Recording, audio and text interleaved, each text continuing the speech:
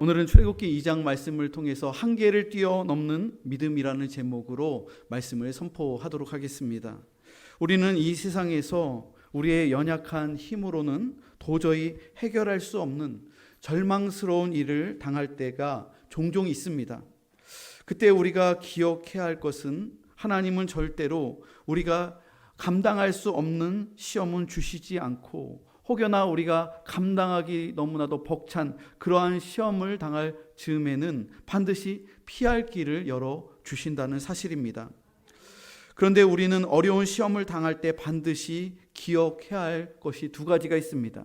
첫 번째는 주어진 범위 안에서 내가 최선을 다해야 한다는 사실입니다. 사도 바울의 말처럼 내게 능력 주시는 자 안에서 내가 모든 것을 할 수 있느니라, 이 신앙을 우리 성도들이 가져야 한다는 것입니다. 하나님은 내 능력 바깥의 일을 하라고 하시지 않습니다. 우리의 능력 범위 안에서 그 안에서 할 수 있는 한 최선을 다하고 그리고 열심히 그렇게 노력하라고 그렇게 말씀하시는 거예요. 그럼에도 불구하고 어떠한 때에는 또 어떠한 상황에는 내 능력의 범위를 넘어설 때가 있더라는 거예요. 그럴 때는 하나님께 맡기시면 됩니다. 내 범위를 넘어서는 일, 나의 모든 그런 상황들을 뛰어넘는 도저히 해결할 수 없는 문제가 있다면 그때는 하나님께 맡기면 되는 거예요. 그리고 그때 우리가 해야 할 일이 있는데 그것은 내가 가진 기존의 생각과 가치관을 다 내려놓는 거예요. 이것을 생각의 전도라고 합니다. 따라해 볼까요? 생각의 전도. 복음을 전하는 전도가 아니라 여기에서의 전도는 위치가 서로 바뀌거나 차례가 완전히 뒤바뀐 것을 전도라고 말을 합니다. 지금까지 내가 생각하고 있었던 것을 완전히 전도시키는 것, 가치관을 완전히 바꿔버리는 것, 그럴 때 하나님의 놀라운 새로운 그러한 길이 생기게 되고 그리고 축복까지 우리가 더불어 받게 된다는 사실이죠. 야곱을 따라서 애굽으로 내려왔던 이스라엘 백성들은 애굽의 정세가 변하면서 노예가 되어서 큰 고통을 겪게 되었습니다. 애굽의 바로는 이스라엘 백성들의 인구가 증가한 것을 두려워해서 태어나는 모든 남자아이를 나일강에 빠뜨려 죽이라는 그러한 법령을 내렸습니다.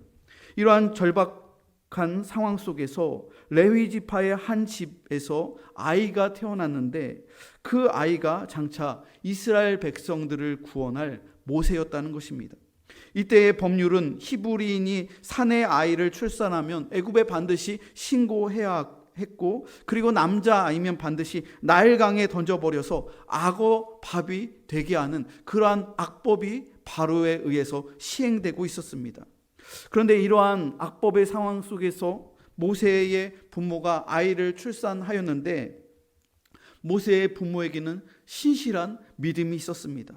아이를 이런 식으로 애굽의 이 악법에 의해서 나일강에 빠뜨려서 죽인다는 것은 하나님의 뜻이 아니라는 것을 이 부모가 알고 있었습니다. 애굽의 법률은 남자아이는 키우면 안 되는데 나일강에 빠뜨려 죽여야 되는데 믿음으로 이 남자아이를 키우기로 이 부부가 결단한 사실입니다. 그런데 아이가 점점 자라나면서 울음소리가 점점 커지게 되고 숨겨서 키울 수 없는 그러한 한계 상황에 봉착하게 됩니다.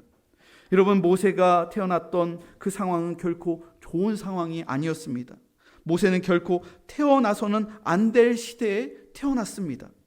애굽의 바로가 이스라엘에 태어나는 모든 남자아이를 죽이라고 명령을 내렸기 때문에 모세는 태어나자마자 죽어야 할 운명 가운데 처해 있었다는 것입니다. 그런데 모세의 부부는 믿음이 있는 사람이었습니다. 만일 아이를 살리고 키우다가 발각이 된다면 온 가족이 다 죽음을 면치 못하게 될 것입니다. 이러한 위험한 상황 속에서 모세의 부모는 아기를 이렇게 안고서 그 얼굴을 보는 순간 생각이 달라졌습니다. 왜냐하면 이 아이를 받아서 그 용모를 보았을 때 오늘 성경 2절에 보니까 모세의 얼굴이 잘생겼다라고 나와 있는 거예요. 잘생겼다는 것은 그냥 비단 외모만을 말하는 것이 아니라 이 아기가 모든 면에서 비범하게 출생했다는 거예요. 하나님의 축복 가운데서 비범한 아이로 태어났기 때문에 이 아이를 나일강에 빠뜨리면 이것은 하나님의 뜻이 아니라는 것을 신실한 부모인 이 모세의 부부가 알았다는 것이죠. 그래서 모세의 부모는 아이를 살리기 위해 믿음으로 결단을 합니다. 3개월 동안 아기를 숨겨서 키우기로 한 거예요. 조용히 아이를 달래면서 3개월 동안 이 남자아이를 키우려고 그렇게 목숨을 걸고 결단을 했다는 것이죠. 여러분, 모세의 부모의 결단은 믿음의 결단입니다. 현실을 택했더라면 모세를 반드시 강에 빠뜨려 죽는 게 맞는 거예요. 하지만 모세의 부모는 믿음을 선택했다는 거예요. 히브리 3파 시브라와 부하도 애굽 왕의 명령을 따르기보다 여호와 하나님을 경외하며 믿음에 순종하였습니다. 목숨을 걸고 남자 아이들을 살리기로 이 3파들이 결단을 했다는 것이죠. 여러분, 믿음과 현실 사이에서 믿음을 선택하는 것은 결코 쉬운 일이 아닙니다. 우리의 삶 가운데서도 신앙과 현실 가운데서 갈등을 참 많이 합니다. 그래서 어찌어찌 하다가 현실을 택하는 이들도 굉장히 많이 있어요. 그러나 믿음의 사람들은 현실과 신앙 가운데서 끝까지 믿음으로 신앙을 택하는 이들이 있어요. 이것이 진짜 믿음이라는 것이죠. 여러분, 결국 믿음이라는 것은 세상 사람들이 하라는 대로 하지 않는 것이 믿음입니다. 여러분, 오늘날 얼마나 많은 사람이 세상이 하자고 하는 대로 그렇게 순응하면서 세상 방식대로 살아가는지 모릅니다. 남들이 하는 것은 거의 절대적으로 따라갑니다. 주류, 대세 이런 것들을 중요하게 생각합니다. 그러나 그렇게 하지 않는 것이 믿음이고, 그렇게 하지 않으려면 세상보다 하나님을 더 두려워하는 믿음이 있어야 한다는 사실입니다. 모세의 부모는 원래부터 이 모세의 부모의 믿음에는 한계를 가진 믿음이었습니다. 3절에 보니까 더 숨길 수 없게 되매, 이 3개월짜리의 믿음의 한계가 이제 드러났다는 거예요. 남자아이를 키우고 있는 게 들키게 되면 믿음으로 결단했지만 바로에 의해서 이 아이는 물론이거니와 부모도 이 가족들도 다 죽음의 상황 가운데 처하게 된 거예요. 3개월이면 아기가 아직 100일도 안 된 상황이죠. 모세를 죽이지 않고 숨겨서 키우는 이 신앙은 석 달이 되자 결국 한계에 봉착하게 됩니다. 아이가 자라서 울음소리가 커져서 더는 숨겨서 키울 수가 없게 된 거예요. 더 숨기다가 발각되면 모든 가족들이, 그리고 먼저 태어난 형도 또 누나도 죽게 되는 거예요. 먼저 태어난 미리암도 있고 또 아론도 있고 모든 형제들도 다 죽게 되는 거예요. 이때 모세의 어머니가 택할 수 있는 방법이 무엇일까요? 아마도 미련한 엄마 같으면 어떻게 되더라도 절대로 아기를 포기하지 못한다고 하면서 끝까지 고집을 부리다가 아이 우는 소리에 발각이 돼서 모든 가족들이 또 형제들까지도 다 참변을 당하게 되는 것이죠. 참으로 어리석은 일이지요. 여러분, 동물 중에 고릴라라는 동물은 자기 새끼가 죽어도 포기하지 않고 그 죽은 새끼를 계속 끌고 다닌다고 하는 거예요. 죽었는데도 이미 새끼가 죽은지를 몰라서 그 새끼에 대한 미련 때문에 그 시체를 계속 끌고 다니는 거예요. 이렇게 고집을 꺾지 않고 포기하지 않으면 결국 아이도 죽고 부모도 죽는 거예요. 모세의 어머니의 숙제는 아들을 키우라고 주셨는데 상황은 도저히 아들을 키울 수 없는 상황에 처했다는 거예요. 이때 그녀가 할 수 있는 일이 무엇이 있겠습니까? 이때는 능력 밖의 일이기 때문에 기도해야 하는 거예요. 하나님께 기도하면 되는 거예요. 이때 우리는 하나님 앞에 이 문제를 가지고 들고 나아가서 하나님 앞에 기도해야 합니다. 그러면 하나님은 상황을 바꿔주시든지 아니면 나를 바꿔주시든지 하나님께 아뢰고 기도할 때는 하나님께서는 보이지 않는 길을 예비하여 주시고 또 다른 길을 준비하신다는 거예요. 여러분, 여기에서 하나님이 모세의 어머니에게 주신 지혜는 애굽 사람들이 도저히 상상할 수 없는 그런 과감한 선택을 모세의 어머니가 결단을 합니다. 이것을 우리는 생각의 전도라고 말을 합니다. 평소에 자신이 가진 기존의 생각을 완전히 뒤집어 엎는 거예요. 그러면 없는 길이 생기게 되고 살 수 없는 상황 속에서도 살 수 있는 길이 열리게 된다는 거예요. 만일 우리의 삶 속에 계속 길이 열리지 않고 있는데 끝까지 미련하게 자기 생각대로 자기 방법대로 끝까지 고집하면 어떻게 될까요? 길이 끝까지 안 생기게 되는 거예요. 파국으로 치닫게 되는 거예요. 그런데 이것을 한번 뒤집어 생각한다면, 생각의 전도를 일으킨다면 그 가운데서 놀라운 새로운 길이, 기적의 길이 열리게 된다는 것이죠. 모세의 어머니가 생각한 모세의 살 길이 무엇입니까? 정상적으로 모세가 애굽 땅에서 히브리인으로 살 수 있는 방법은 없었습니다. 그때 모세의 어머니의 머릿속에 번개같이 스쳐 지나가는 생각이 있었습니다. 히브리인으로 이 아기가 살 수 없다면 애굽인으로 살면 될 것이 아닌가, 이 땅에서 애굽인으로 살면 되는 거 아닌가, 이 생각이 떠올랐다는 거예요. 이것이 바로 생각의 전도입니다.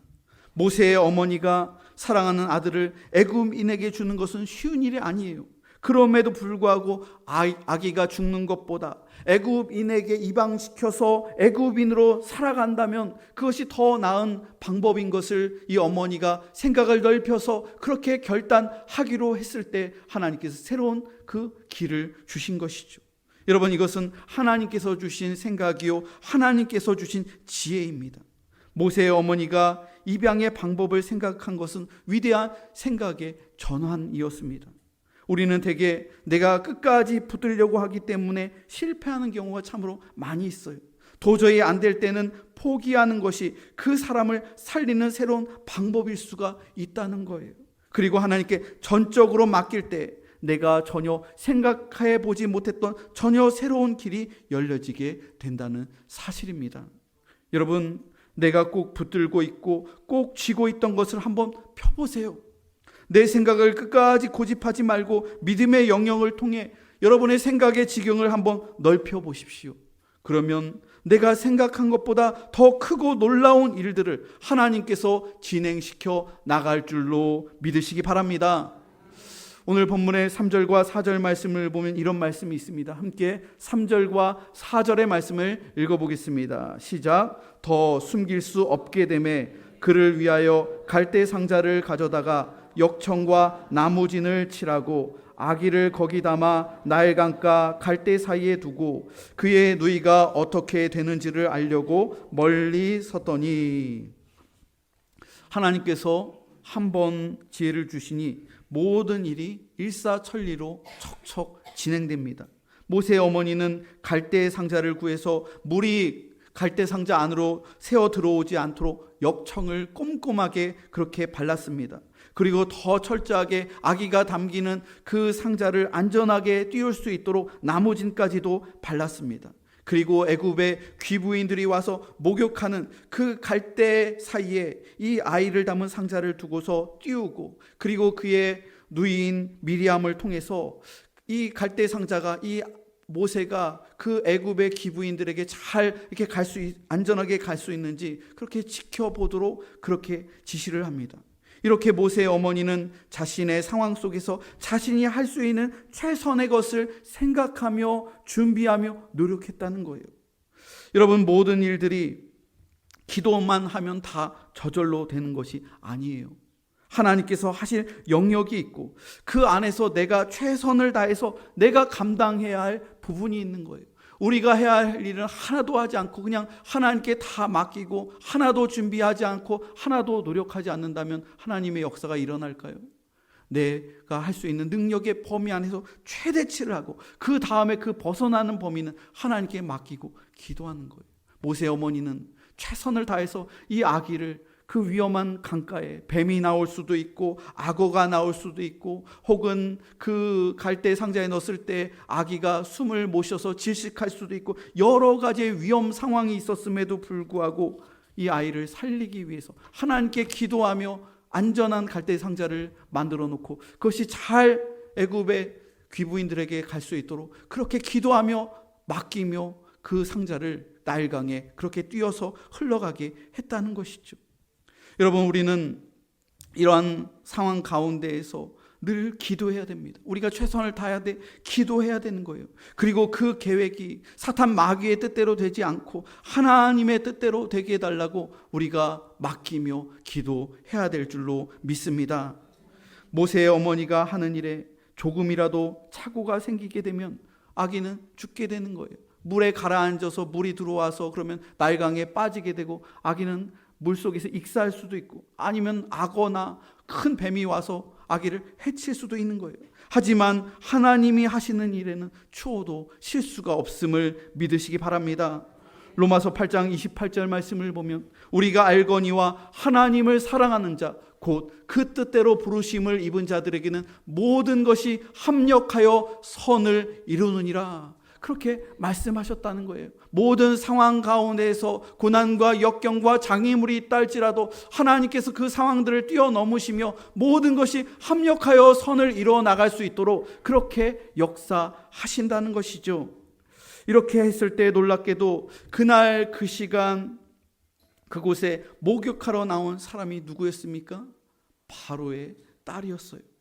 히브리인의 아들을 모두 강에 빠뜨려 죽이라고 명령을 한 그 바로의 딸이 목욕하러 나왔다는 거예요.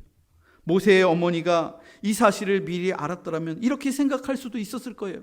어떻게 우리는 이렇게 지지리도 운이 없을까? 하필이면 우리 아기가 바로의 딸에게 걸려 들었단 말인가?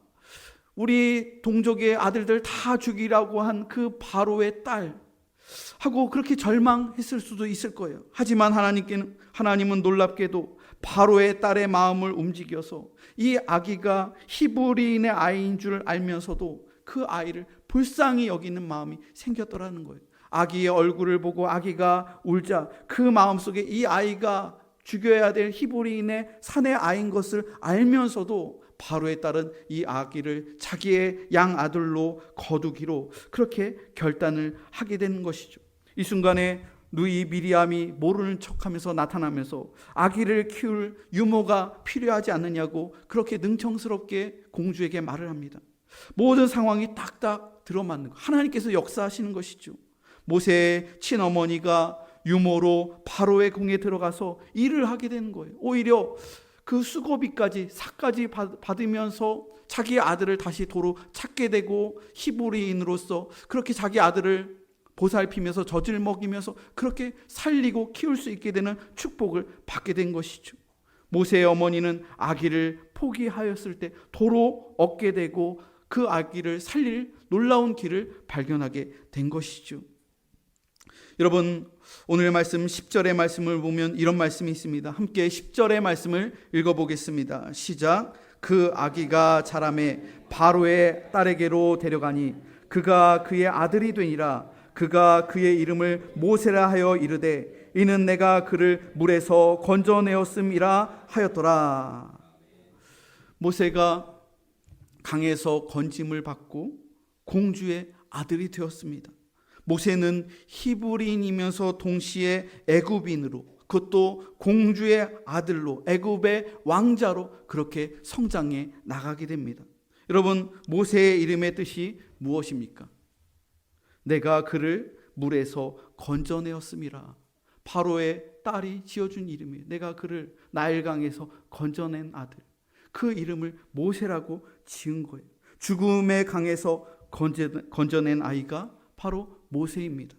나일강의 아고밥 신세에서 구원을 받은 아이가 바로 모세입니다. 누가 그를 건져내었습니까?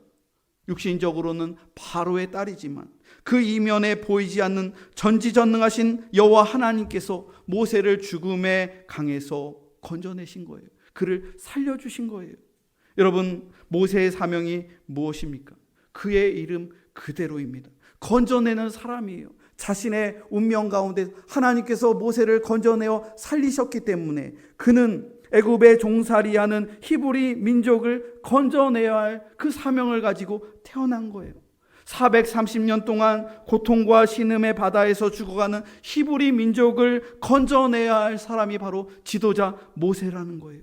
홍해 바다 앞에는 망망대해인 바다가 가로막고 있고 뒤에는 자기와 자기 동족들을 다 죽이려고 하는 애굽의 전차 부대가 정말로 무섭게 쫓아오는 사면초가의 상황 가운데서 홍해 바다의 길이 열려지게 하는, 바다에서 건져내는 사람, 출애굽을 이끄는 사람이 바로 사명자 모세의 사명이었다는 것이죠.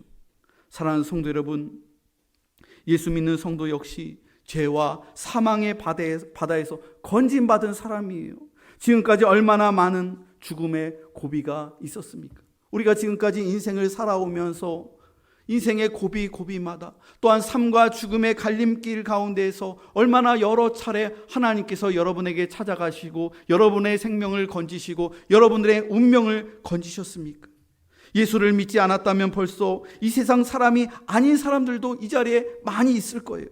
여러분, 오늘날 세상에 많은 사람들이 세상의 바다에 빠져서 휩쓸려서 떠내려가고 있습니다. 죄와 유혹의 바다에 휩쓸려서 떠내려가고 있다는 거예요. 사탄 마귀와 귀신의 문화가 사람들을 집어삼키고 있어요.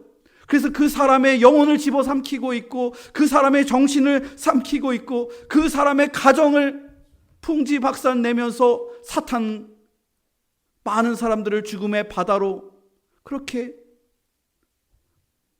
끄집어 가고 있다는 거예요. 여러분, 거기에서 나와야 됩니다. 우리가 거기서 나와야 된다는 거예요. 건짐을 받아야 된다는 거예요.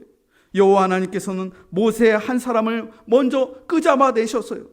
그의 생명을 살려주셨습니다. 그리고 그를 통해서 이스라엘 백성을 사탄의 나라에서 생명의 나라로 끄잡아 내신 거예요. 우상 숭배가 만연한 그 애굽에서 애굽에 종살이하며 바로의 종살이하며 고통하며 신음하는 그 역사의 현장 속에서 모세를 통하여 생명의 나라로, 하나님의 나라로 그를 통하여 그 백성들을 다 끄잡아 내시며 전적으로 구원하신 거예요. 여러분, 우리 그리스도인의 사명 역시 마찬가지입니다. 그리고 우리 공복교회의 사명 역시도 마찬가지예요. 죄의 바다에 빠져있는 이들을 건져내야 하는 거예요. 우상 숭배에 빠져있는 이들을 건져내어 살려야 된다는 거예요. 내가 할 수 있는 부분까지 최선을 다해서 애쓰되 내가 할 수 없는 부분은 하나님께 맡기는 여러분들이 되시기를 바랍니다. 여러분, 신앙생활을 위해서 주일 예배 드리며 또한 주님 앞에 기도하는 시간, 우리의 상황 가운데에서 여러분들이 할 수 있는 최선의 것을 다 하셔야 돼요. 최선의 것을 하지 않고 대충 하면서 나는 최선을 다했다. 하나님은 다 알고 계세요. 하나님은 실수가 없으신 하나님이세요. 여러분들이 구원을 받고 여러분들의 자녀들이 구원을 받고 축복을 받기 위해서는 여러분 적당히 하시면 안 돼요. 적당히 하는 생활 하나님 다 아세요. 목사도 다 알고 있어요. 우리들이 정신을 차려야 됩니다. 지금 사람들은 죽음과 또한 현실의 상황 속에서 자기의 그 운명이 하나님으로부터 점점 멀어지고 있는데도 우상을 붙잡고 있는 거예요. 세상 신을 붙잡고 있는 거예요. 돈을 붙잡고 있는 거예요.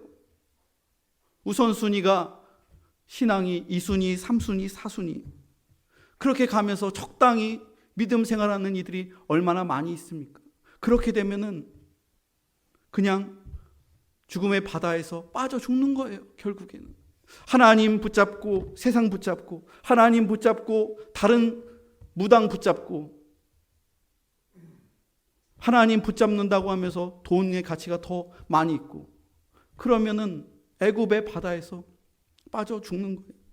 여러분, 모세는 그 부모가 하나님께 전적으로 맡겼을 때 살 길이 열렸어요. 그리고 모세 역시도 자기의 자아가 철저하게 죽었을 때 그가 80세가 되어서 40세가 되었을 때는 자기의 위치로 자기의 젊음으로 자기의 권력으로 뭔가 해보려고 했을 때는 그는 실패자가 되어서 애굽에서 추방된 그런 살인자요 도망자가 되었지만 그의 자아가 철저하게 죽고 80세가 되었을 때 여호와의 지팡이를 가지고 나갔을 때 그는 모세로서 자기가 구원받은 자아로서 건짐을 받을 뿐만 아니라 그 애굽에서 종살이하고 우상숭배 아래에 있었던 그 수많은 동족들, 그 민족들을 구원하며 생명의 길로 가나안 땅으로 주님의 그 나라로 하나님의 나라로 건져내어 살리는 사명을 하였음을 기억하시기 바랍니다.